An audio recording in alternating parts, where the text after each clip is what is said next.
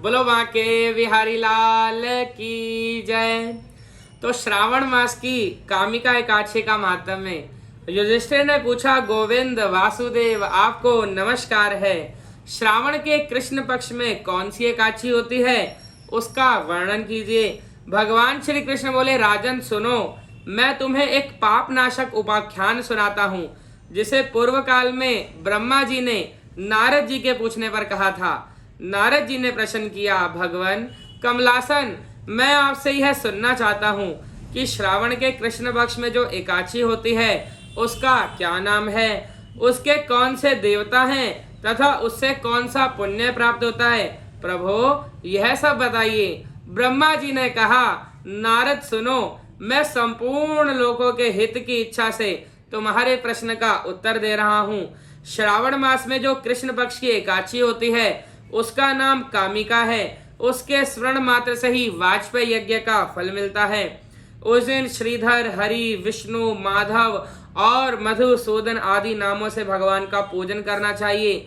भगवान श्री कृष्ण के पूजन से जो फल मिलता है वह गंगा, काशी, नैमिषारण्य तथा पुष्कर क्षेत्र में भी सुलभ नहीं है। सिंह राशि के बृहस्पति होने पर तथा व्यतिपात और दंड योग में गोदावरी स्नान से जिस फल की प्राप्ति होती है वही फल भगवान श्री कृष्ण के पूजन से भी मिलता है। जो समुद्र और वन सहित समूची पृथ्वी का दान करता है तथा जो कामिका एकादशी का व्रत करता है वे दोनों समान फल के भागी माने गए हैं।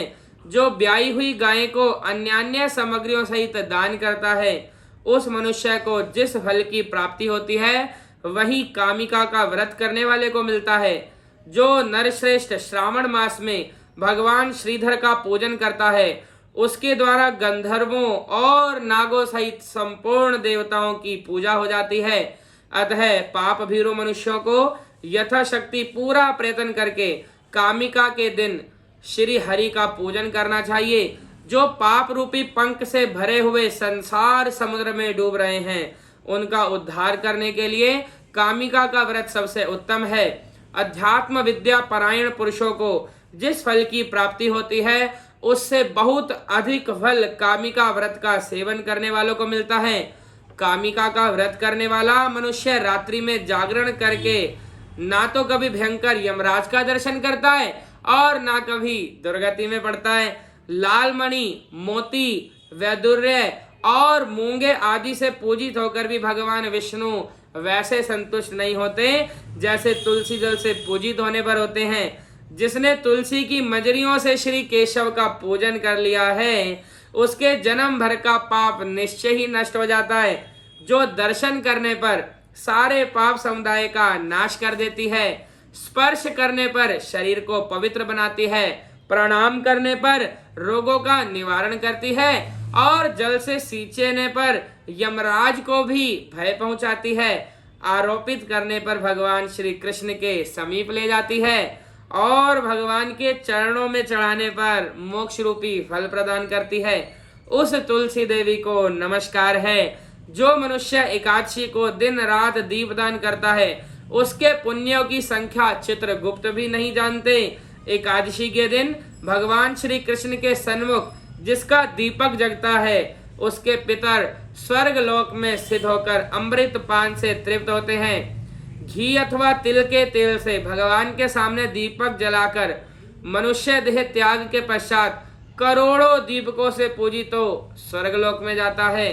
भगवान श्री कृष्ण कहते हैं, युधिष्ठिर, मैंने तुम्हारे सामने कामिका एकादशी की महिमा का वर्णन किया है। कामिका सब पातकों को हरने वाली है, अतः मानवों को इसका व्रत अवश्य करना चाहिए। यह स्वर्गलोक तथा महान पुण्य फल प्रदान करने वाली है।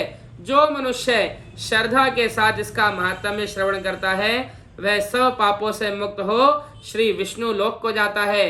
बोलो बांके बिहारी लाल की जय। तो श्रावण मास की एकादशी का वर्णन आप सभी ने सुना। जय शंकर की, जय भोलेनाथ, जय महादेव, हर हर महादेव, जय श्री राम।